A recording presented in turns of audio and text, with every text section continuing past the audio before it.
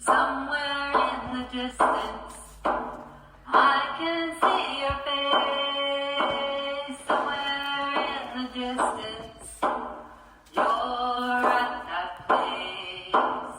Somewhere in the distance, I scream your name. Somewhere in the distance, we're all the same. Hey, up, hey, up, up. Hey, up, hey, up. Hey, up, hey, up, up. Hey, up, hey, up. I stand here before you. Why can't you see? I stand here before you. Listen to my plea. I stand here before you as we disappear. I stand here before you with so much fear. Hey, up, hey, up, up. Hey, up, hey, up. Hey, up, hey, up, up. Hey, up, hey, up.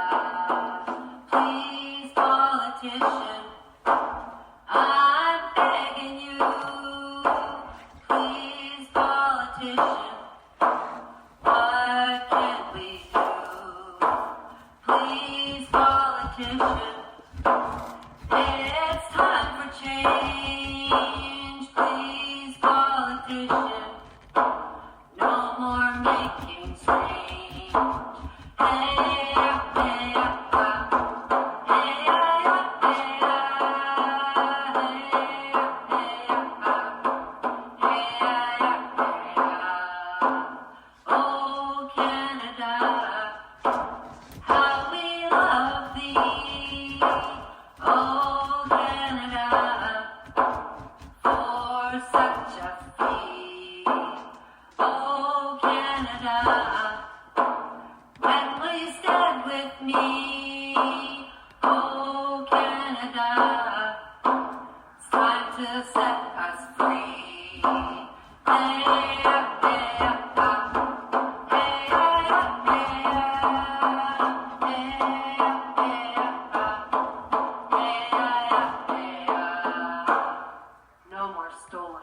You are listening to CKMS 102.7 FM Radio Waterloo, and that was Vanessa Brousseau, also known as Resilient Inuk, with a song for the missing and murdered Indigenous women. We are Two White Feather, Lori Gentle Eagle, and Cedar the Emotional Support Pup with her wolf pack, of course, Rogue, Arrow, and Rufus. This is the Red Road Journey, where we aim to amplify Indigenous voices to heal ourselves, our relatives, our communities, and our planet. We are broadcasting from the traditional territories of the Neutral, Anishinaabe, and Haudenosaunee people. And today on the Red Road Journey radio show, we are going to amplify the voices who care enough to expose and take action regarding the ongoing crisis of missing and murdered Indigenous women, girls, and two-spirited folks, and men and boys as well, here in Canada. We are going to hear more from Vanessa Brousseau, or Resilient Inuk, a little later. But first up, we wanted to share a program that Vice News did about 2 years ago now. And it really does give a good overview of why Indigenous women are disappearing in Canada. World, women from Indigenous communities are often most at risk of being displaced, attacked, harmed, and killed. In North America today, this pattern is no different. Right now in Canada, violence against Native First Nations women has become a national crisis. Across the country, they've gone missing and been murdered by the thousands. To avoid this fate, many have fled the widespread violence on the reserves, but what we're finding is that for Indigenous women, no place is safe. This is the Tachi Reserve. It's one of several Tlasden Nation communities situated in north-central British Columbia, about 10 hours north of Vancouver. We are here at a scene that's all too common in this part of the country, a search party for a missing First Nations woman. Search all over this area right there, all the way down the side of the road and come back down. And down this Scottish Koli, send somebody down there. Yeah, they never come up with nothing. Immaculate Mackie Basil was 26 when she went missing in 2013. These guys behind me have been searching for Mackie for the last 2 years since she went missing. Right now in Canada, there's a lot of women that are going missing, especially Indigenous women. Mm-hmm. And it's like they say, it's 4 times higher than the national average. Not that any woman should go missing, but it seems to be there is some sort of epidemic going on right now in Canada. Canadian law enforcement estimates that 1,200 Native women throughout Canada have disappeared or been murdered since 1980. But some independent reports place that number closer to 4,000. So are you looking for an article of clothing? Shallow grave, anything out of the usual. Mackie was last seen heading home after a night of drinking with 2 male friends. Apparently everybody just assumed that one way or another she had made it back to the village and she either went to town or to Prince George. The Royal Canadian Mounted Police, or RCMP, conducted an extensive search, but after just 4 days, they called it off. If they can't find any evidence of missing person, then they have to call off their assistance, and then it's left up to the community after that to organize themselves. What do you think could have happened? Everybody's got a version. Yeah. They try to unravel the puzzle to find out where Mackie is, and we just can't do it. Mackie's family knows that the odds of closure are low, but they keep searching. It's all they can do. Meanwhile, First Nations women continue to disappear, their cases often going unnoticed outside the community. But in August 2014, police made an especially grisly discovery. The body of a missing First Nations girl, wrapped in a plastic bag, floating in Canada's Red River. The tragic death of 15-year-old First Nations girl Tina Fontaine has renewed calls for a public probe. International organizations, including the United Nations, have called for a national public inquiry. Despite the outcry, the Canadian government, at that time led by Conservative Prime Minister Stephen Harper, never launched an inquiry.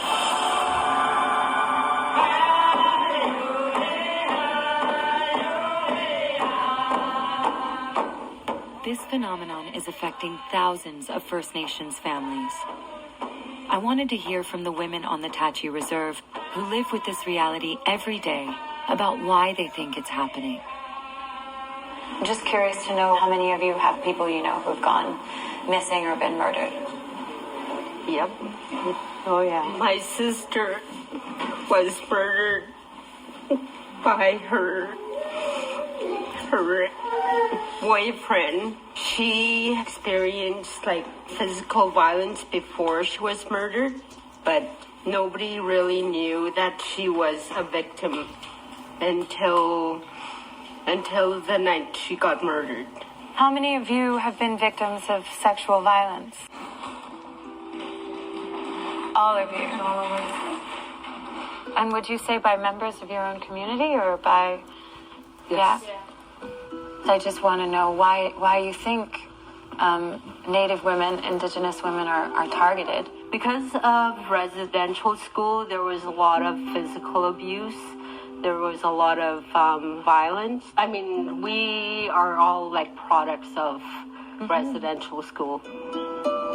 Residential schools were government-sponsored, church-run boarding schools for Indigenous children. Kids were taken away from their parents and forcibly assimilated into white culture. Sexual and physical abuse were widespread. The last residential school didn't close until 1996. By that time, 150,000 First Nations children had gone through the system. When the residential school, the first wave that were coming back, The young men were already physically abused, sexually abused, and they were angry. The family structure was obliterated. Longtime Native health and wellness advocate Mary T.G. explains how the violence inflicted on children in residential schools made its way back to the reserve. If you're living in a home where there is violence, you're more likely to be violent as well. So then you have all of those multi-generational effects. And because of all the abuses, there is a higher rate of violence against women within our community. Thousands of First Nations women have been murdered and gone missing across Canada. They are also the victims of violence in their homes and communities. As a result, Native women don't feel safe or happy.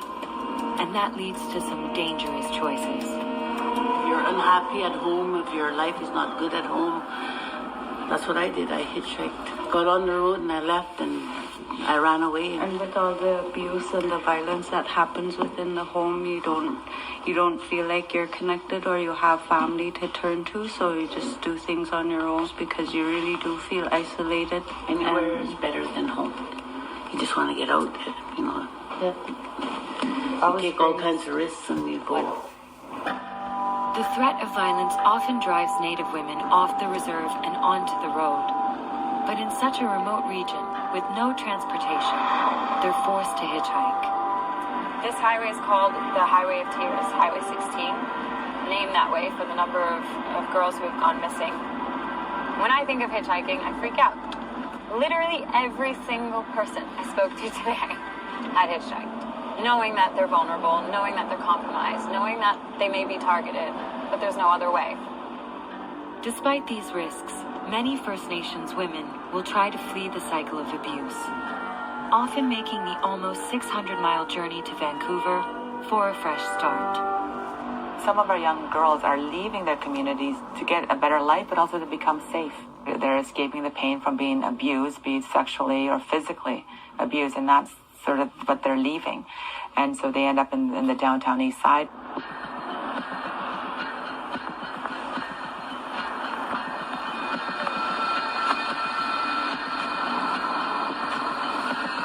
This is Vancouver's infamous downtown east side neighborhood.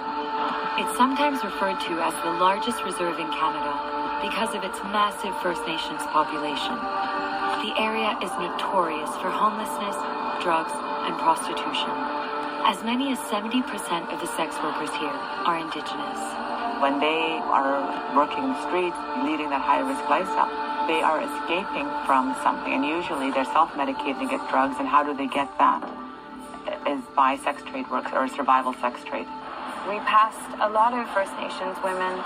I can see why they call it the largest reserve. I mean, it really is shocking how many people are just living out here on the sidewalk, just homeless and tweaked out, and bags of drugs, and people shooting needles and sharing needles and smoking pipes. It's bleak.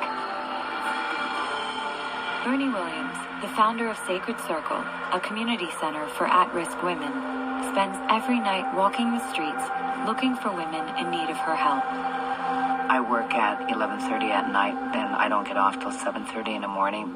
So when I see these women going out, making the choices, sometimes that they're not their choices. Some of them are pushed into it. Some of them are forced. Some of them are sold. Like with human trafficking that we hear very little about, but it's very real down here. I try to help them, with services that they need. I've learned to be a great listener, and that's a huge thing for them. Even that touch, just to say, hey, how are you doing? How did you end up in Vancouver doing the work that you do?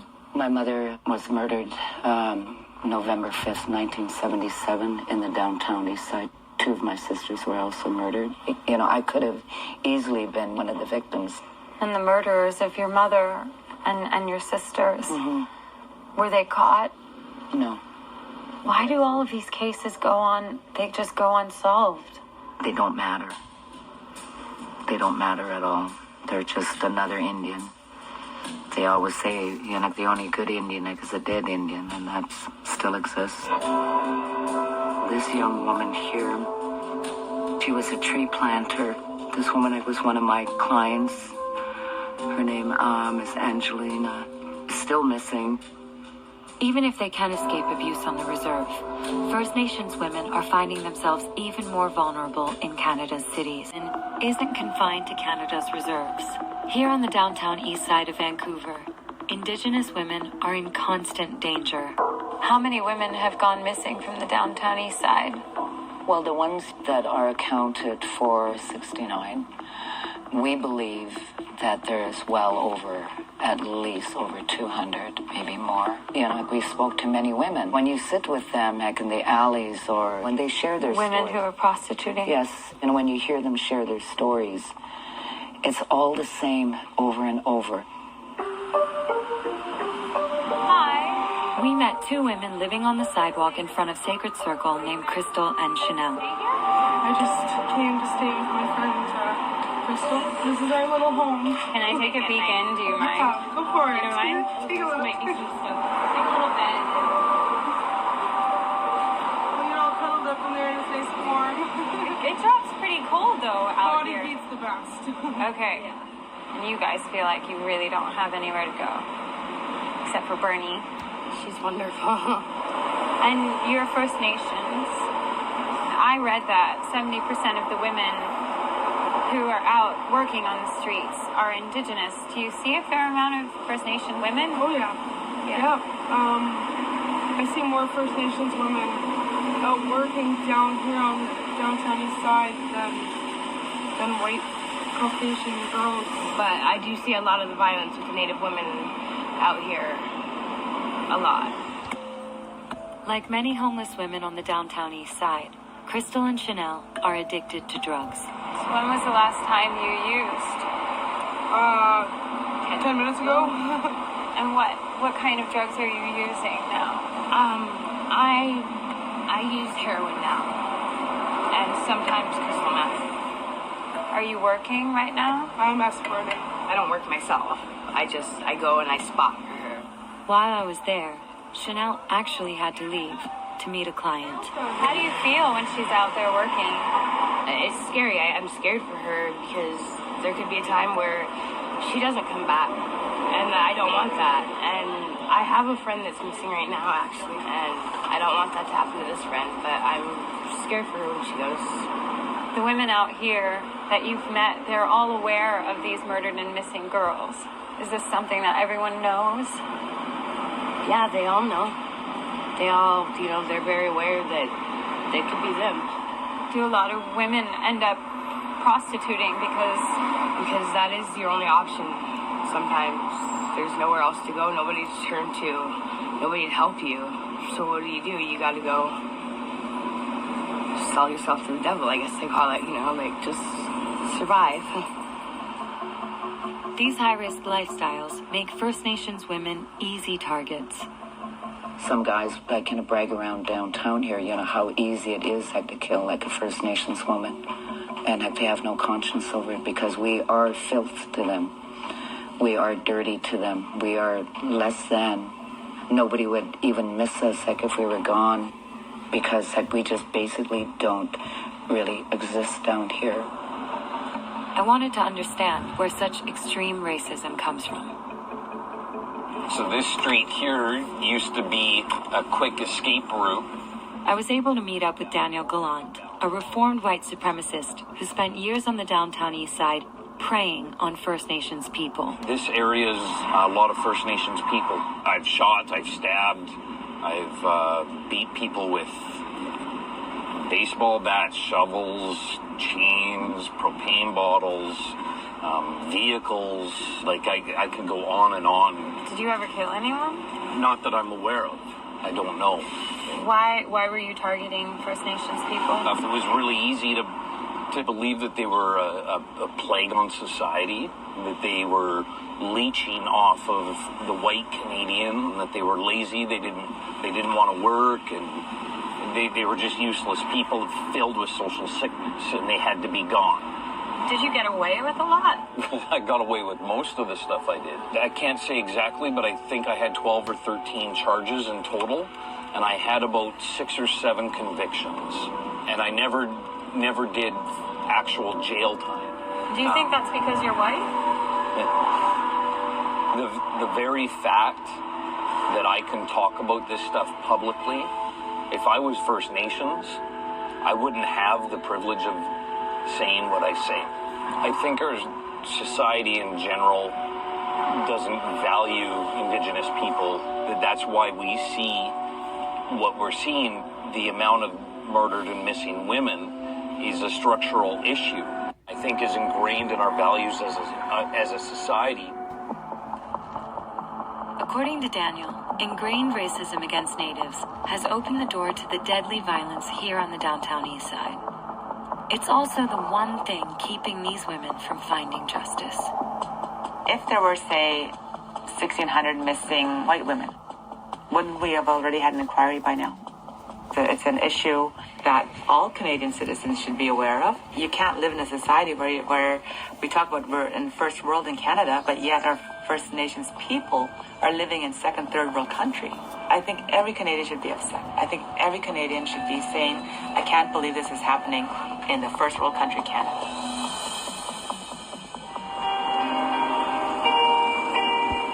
Canada's First Nations women are under assault everywhere they turn. But many believe the road to change starts within the community itself. Joe and Joyce Vasella have lived together for 48 years. And for many of those years, Joyce suffered severe emotional and physical abuse at the hands of her husband. Today, Joe and Joyce run Warriors Against Violence, a group that works with First Nations men and women to end domestic violence. I was spiraling out of control real fast. I tried to kill my wife in our 24th year of marriage. What we've all learned as men, that the men are the kings of the castles. I heard my dad tell my mom, and I told my wife, if you ever leave me, I'm going to hunt you down and I'm going to kill you. She says, either I change my ways or this relationship's over. That scared the hell out of me. Where'd she find the courage to talk to me like that?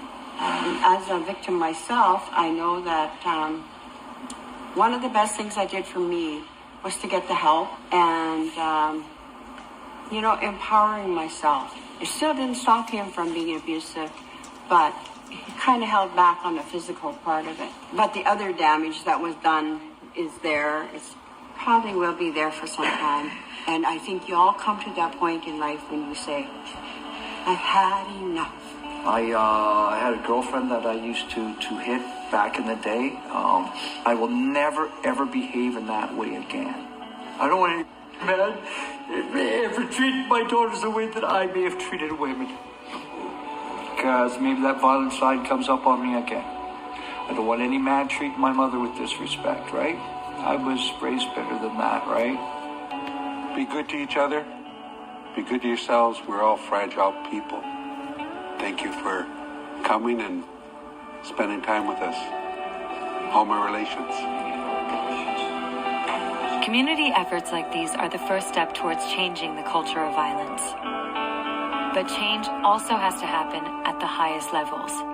In June of 2015, the Truth and Reconciliation Commission of Canada released a report calling the government's forced assimilation of Indigenous children into residential schools a cultural genocide. Later that year, Canadians elected Liberal Prime Minister Justin Trudeau. One of his top priorities was addressing the issue of missing and murdered First Nations women by launching a national inquiry. The constitutionally guaranteed rights of First Nations in Canada are not an inconvenience, but a sacred obligation.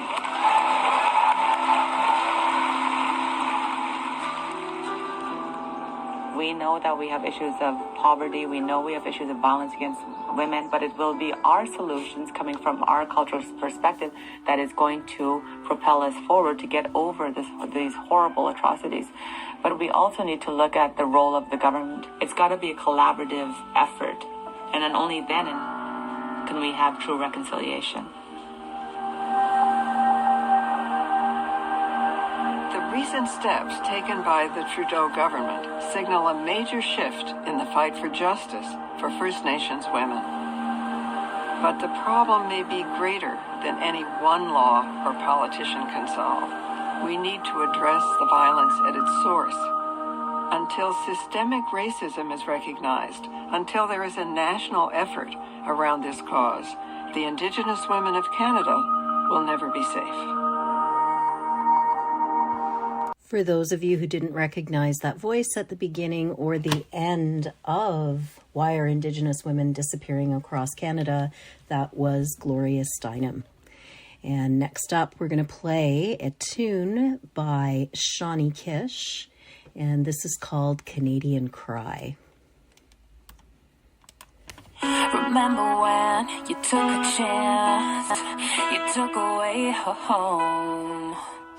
Another night, another life, lost along the road. Young girl, 15, a life she never chose. A long night, a lonely life, nobody knows. She said, let's pretend she was afraid.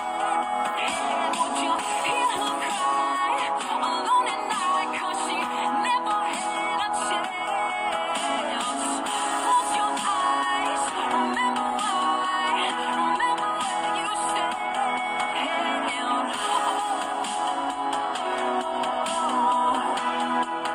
My heart needs you.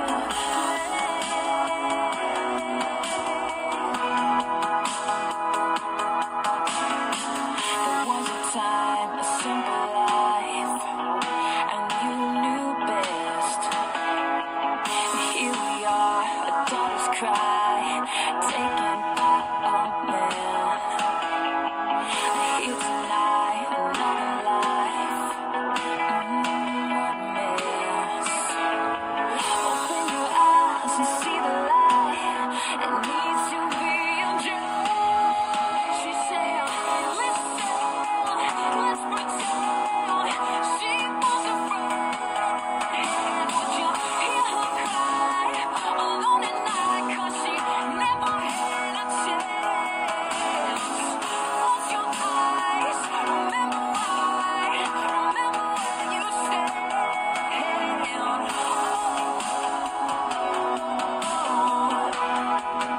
My heart needs you.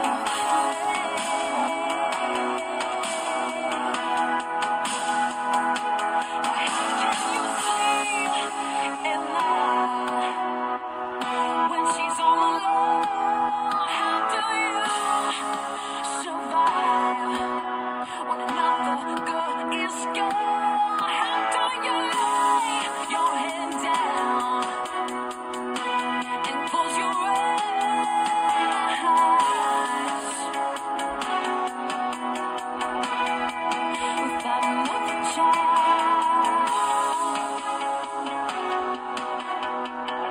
Young girl, 15, a life she never chose. A long night, a lonely life, nobody knows. And she said, listen, let's pretend she was afraid. Would you hear her cry alone at night? 'Cause she never had the chance. Close your eyes, remember why, remember where you stand.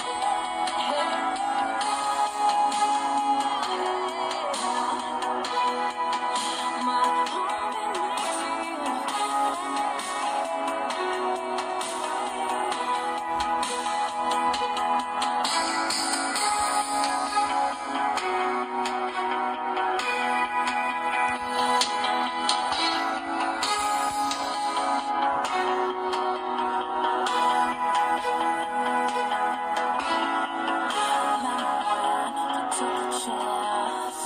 you took away her home. So we heard in the last documentary about systemic racism and its contribution to the crisis with missing and murdered Indigenous women and girls in Canada. And the outreach worker, I think, said it best, that attitude of they don't matter, right? And I wanted to play a little bit about systemic racism and how it plays out in the police force. And the first clip is about the RCMP, and then we're going to get into the OPP and a local police force up in Northern Ontario. But first, here is a clip from another documentary, The Truth Behind Canada's Missing Girls, and it was done by the BBC.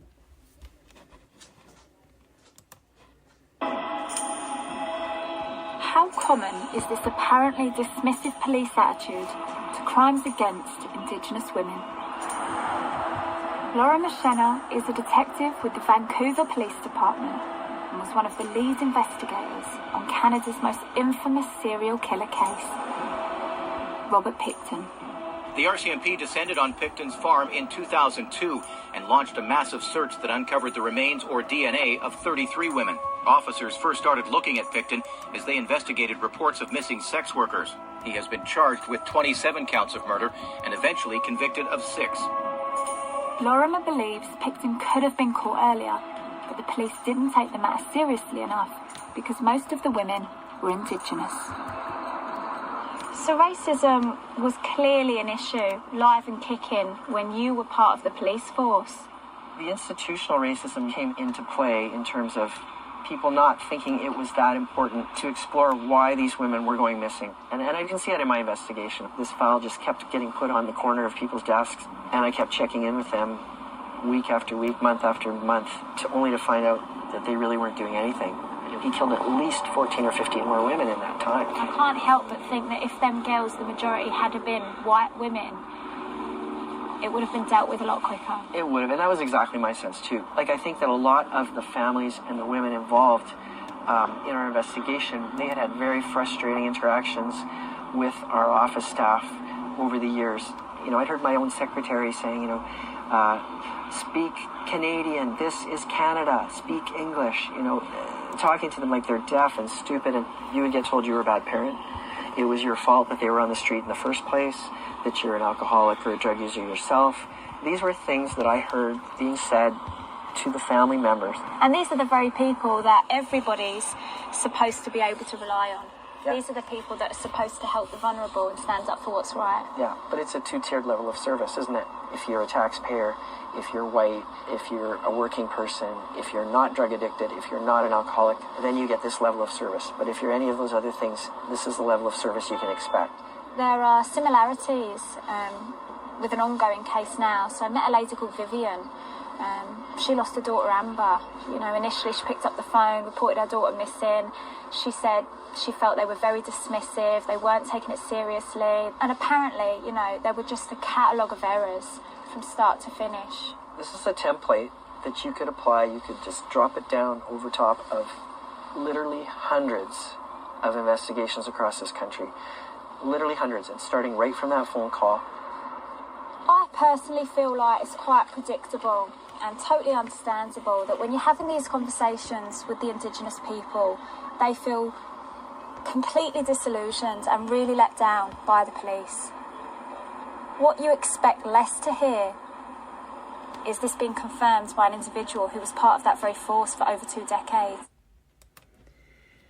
So again, that was Lorimer Shenher, and for more of that story and their experience with the Vancouver police force during the Robert Pickton trials, you can always search for their book. It's been out for a while now. That Lonely Section of Hell: The Botched Investigation of a Serial Killer Who Almost Got Away. And next, I wanted to introduce you to the story behind the resilient Inuk, for Vanessa Brousseau, who was singing at the beginning of the broadcast today. On December 31st, we were at the bingo hall in Timmins, and my mother and I were approached by a woman who said to us, "Did you hear about Pam?" And we said, "No. What about Pam?" And she said, "She left." So, "Well, where's her kids?" "What do you mean she left?" And she said, "Her kids are with the father." Right then and there, I knew something wasn't right. And me and my mother went to the police station and reported my sister missing. My mother and I went to the Timmins police on December 31st to report my sister missing. And when we went there to report her missing, because it was New Year's and because my sister is Inuit, they told us that she was probably out drinking and she'll be back in a couple of days.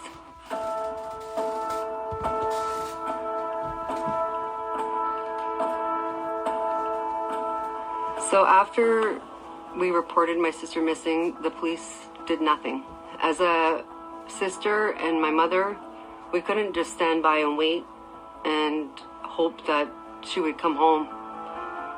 So my mother and I took initiative, and we fundraised money from the community to make posters of my sister and print them and put them up everywhere so that there was awareness at least. It took the Timmins police 9 days to put up a missing person poster in the paper. After 9 days of us reporting her missing, that's how long it took, and my sister was already missing for 2 weeks before that. The Timmins police didn't start actively investigating my sister's case probably for 4 or 5 months. And even then, it wasn't done right. The case eventually ended up being handed over to the Ontario Provincial Police. You think it was better there, and it wasn't. The officer that was in charge of my sister's case at the Ontario Provincial Police was charged with attempted murder and arson and went to jail. After that happened, I haven't spoke to another Ontario Provincial Police officer since. In 2013, the Timmins Police got the file back from the Ontario Provincial Police, and they told me now that it's not a closed file, but not active. So they're not doing anything, and that's 12 years ago. I'm guessing that the police are waiting for remains.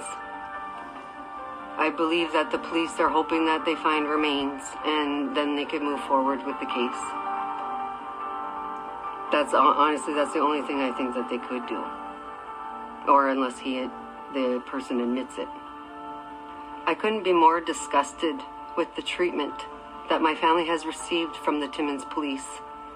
4 months after my sister went missing, they called me and my mother into the police station for a meeting. We came into the police station. There they showed us nude pictures of my sister on their computer screens. And they told me that my sister was a prostitute in Hamilton.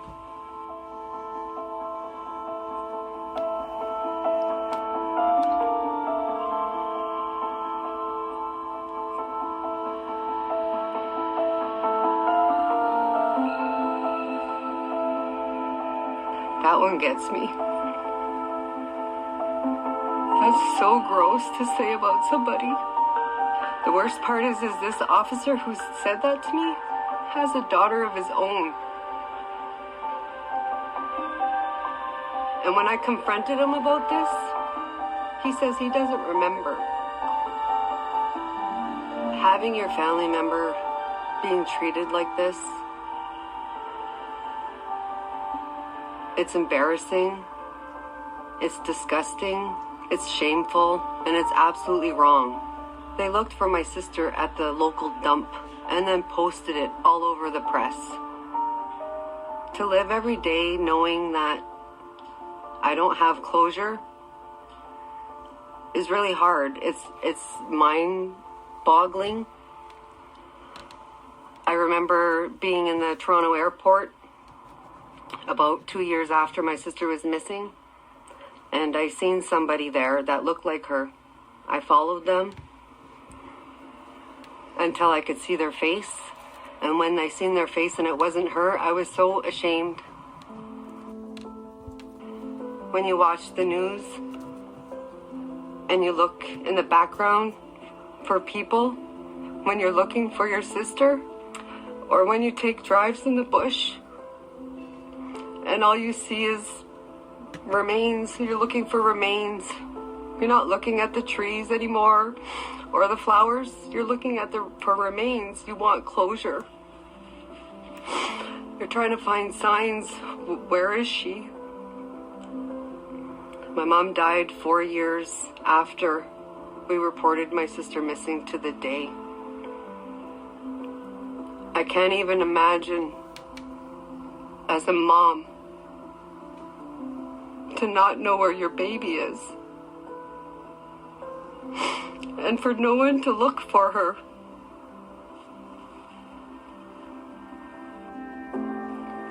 So now my sister's been missing almost 17 years. It took me 17 years to get to this point. It took me 17 years to be able to talk and to be able to speak. It took me years of intense therapy to be able to live a healthy lifestyle. In the end, it was my resiliency inside of me that continues to grow. I continue to be a survivor. I know I deserve to be happy. I know I deserve a life. And I know all Indigenous women and girls and Two-Spirited deserve this. They deserve to be safe. So I feel that now that I've had time to heal, that it's my time to be their voice and ensure that my sister is not forgotten and ensure that her truth is told. And that's why I'm here. And I'm proof that you can do it. I'm happy. I'm happily married. I have 2 beautiful boys who I've raised successfully. I have a good job. I'm a good person. So it shows that we can do it, and we do deserve it. So after 17 years of my sister being missing, I am strong enough, and I feel that I have a voice, and I have truth to be shared. I feel that I was robbed of that opportunity with the National Inquiry. I was never given that chance. They ignored me. I've tried emailing them. I did articles with CBC News. I tried to email the Prime Minister. I've done everything to try to have a voice, and nobody's listening. Eventually, my lawyer ended up serving them with my testimony so that it would be included. But I never had the opportunity to give my truth. It is not public, but at least it is on the record for my sister. So now I try hard to advocate for MMIWG2S. I do so by making these pins. I make necklaces and earrings. I do videos, short clips on YouTube to create awareness about MMIWG2S and explaining what it really is. I sit on boards, and I always do presentations for people in groups. I've been doing a lot of speaking, public speaking, to create awareness, and I'm just volunteering my heart to it. This is my passion, and this is not going to go away. Nobody's paying me for it, and I won't stop for all our sisters. As a mom of 2 sons, I know my boys aren't safe either. I know that this is happening to our Indigenous men and boys, and I worry about them as well. I hope that our future children have a safe environment to live in. I hope that our future children could live in peace and feel safe knowing that nobody's going to hurt them. So for my sister, what I want is I won't stop until I find her remains. And that might be forever, and I'm okay with that. I'm okay for doing this forever. I've accepted that a long time ago. But I also want to prevent future family members having to go through what I've gone through. I don't want family members to experience the pain I have. It's painful enough. I want the government to take action. I want the government to enforce the 231 calls for justice that the National Inquiry has said that needs to be done in order to keep us safe. There's a genocide happening and Canada's doing nothing about it. We are all standing by and watching as it happens, and it's going to be way too late. It's sad that we protect animals more than we do Indigenous women and girls. I think that in due time, things will change. I think that with our voices together, we become stronger. And I think that with all of us working together and encouraging, healthy boundaries and healthy relationships, I think that all of us could live in a very safe world. I think that it just takes some time and some people to step forward and take accountability and put into action the plan. And although we are very, very far behind in terms of implementing the calls to action, Vanessa Brousseau, or also known as the Resilient Inuk, has kept busy and is really encouraging others to get involved in whatever ways they can. And she's written 2 books, and here she is telling us a little bit about those books. Hi friends! Something that I've been meaning to do that I don't do enough is advertise my books that I wrote myself, and it's to create awareness and to create change. And I want to share with you, first of all, my one book is called Becoming Resilient Inuk. And this book took me a few years to write because it's very deep and truthful. And I wanted to show that because being vulnerable, often, other people are just as vulnerable and we don't know. So the more we know, we're able to support each other. So this also is great for allies who want to learn the real history, because I share my family history in it. So you'll learn about E-numbers, sanatoriums, sterilization, things like that. That's all in this book, Becoming Resilient Inuk. And I would say this is at least high school and up. I wouldn't recommend this book to kids. It's very truthful, like I said. But saying that, Because We Care was created by me because there were so many teachers asking me, how do we tell young children about missing and murdered Indigenous people? How do we tell them in a kind way so that we're not traumatizing the children? And that's why I wrote Because We Care. This book is for under 12 years old, and it's to share with young ones why and what is happening with missing and murdered Indigenous people in a way that they feel they could take actions too. And there's small little things that they could do, to make that change just within their community. So I really hope that you find these 2 books and you can get them on Amazon. And this one, I don't remember the prices, but they're reasonably priced.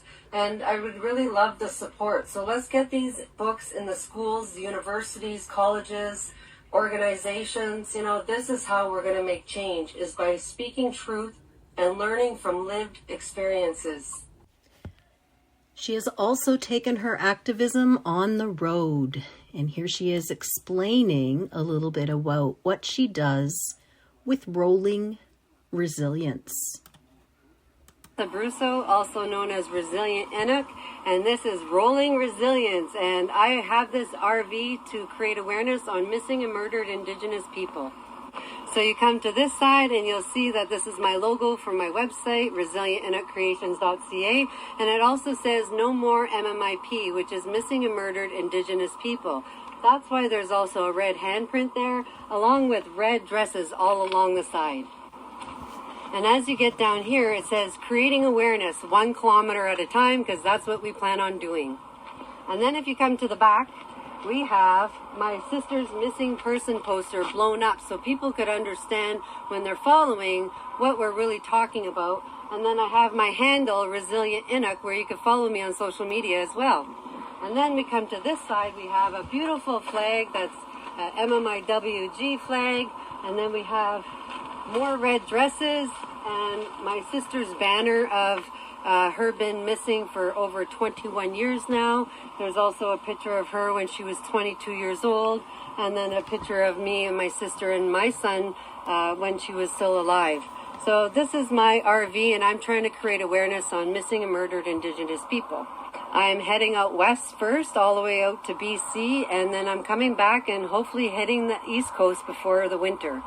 So I'm making pit stops, so you have to check out my website to make sure you can see where I'm at.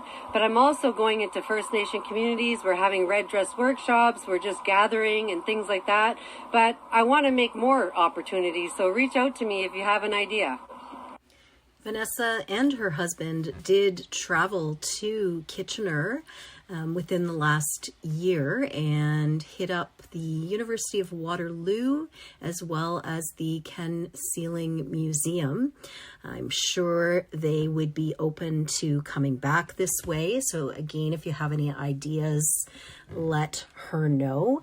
And they do have a GoFundMe up to raise funds to help them travel in their RV across Canada and spread awareness to make change. And next up, we're going to hear from Koli Kohler with the song, Have You Seen My Sister?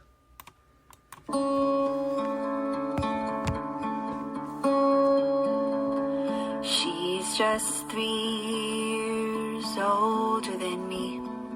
She's smarter and taller than me. One hell of a fighter. She told me that 83% of women like us experience violence. I wanted to cry, so I never saw it coming. She didn't come back in the morning, and the news wouldn't even mention her that night.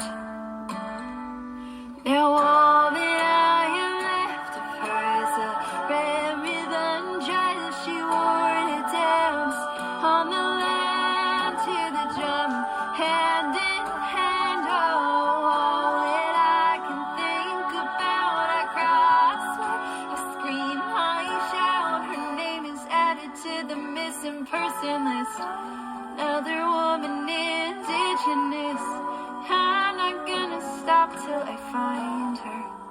Have you seen my sister?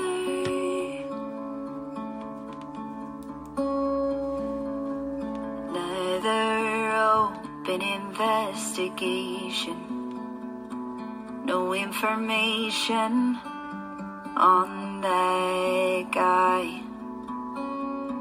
Bruises and clues lead to a dead-end road.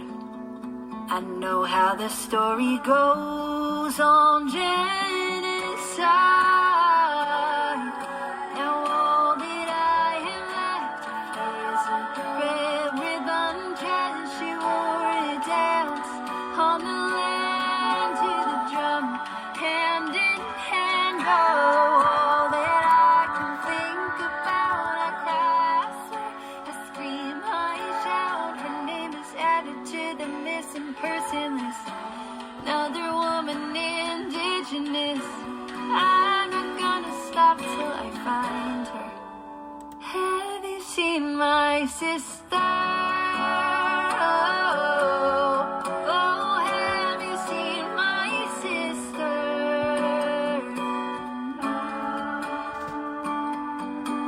What do I have to do? Help you see the truth about our mothers, cousins and lovers lost in every tribe. Now all that I have left of her is a red ribbon dress she wore.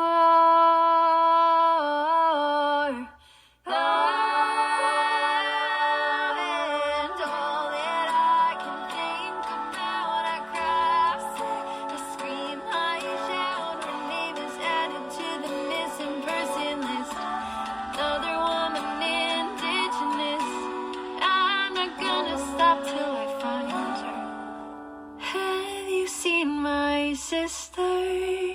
Okay, folks, Tuesday, May the 5th is Red Dress Day. Let's do the right thing and bring our sisters home. And thank you for listening to the Red Road Journey radio show. And we're going to go out with a song by Ali Fontaine. Note the last name, Fontaine.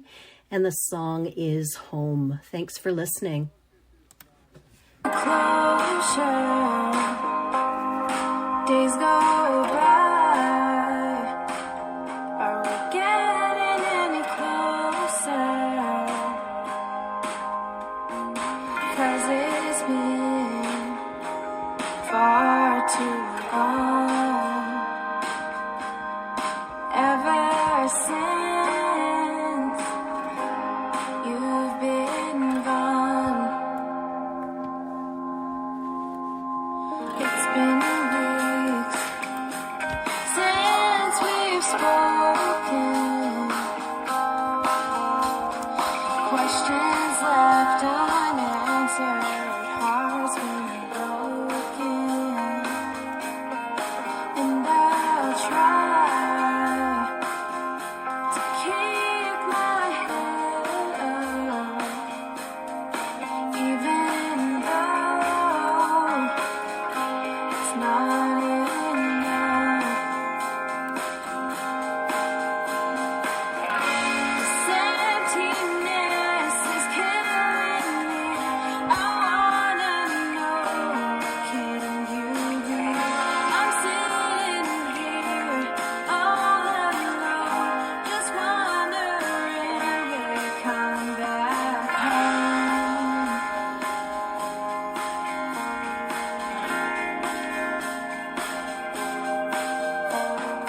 I wish I could hear your laughter. So much for happy ever after. And I'll try to carry on,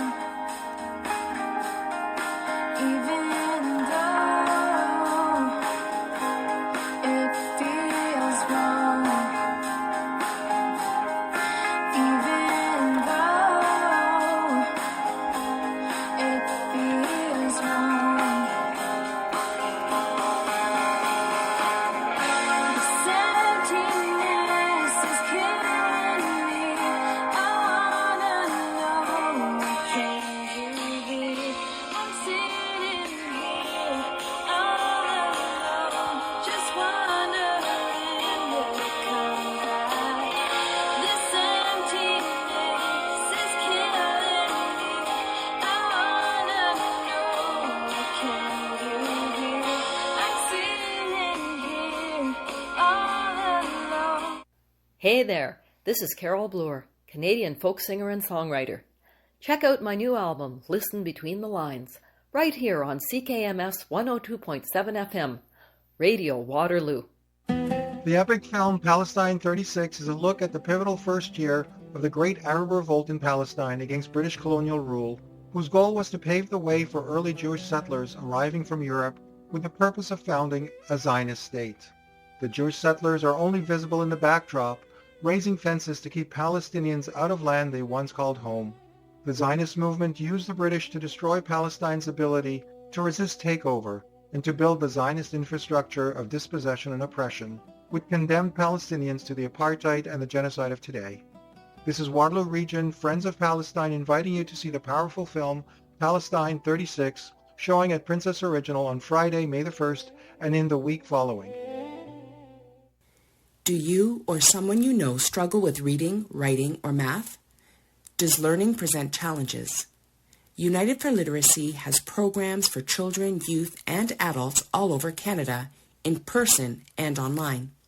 They are free to access, and we work with you to help you identify the support you need. For more information, visit www.unitedforliteracy.ca. Hi, my name's Andrew Wood, and I'm from Kitchener. You know, as most young people do, I'm on the internet 24/7, but once in a while, it's good to just listen to something local. And you're listening to CKMS 102.7, And you can stream us anytime at radiowaterloo.ca. What up? It's your boy Dens from the OBGMs. You are listening to CKMS 102.7 Radio Waterloo, the only radio station that matters. This station and the more than 250... He plays his love songs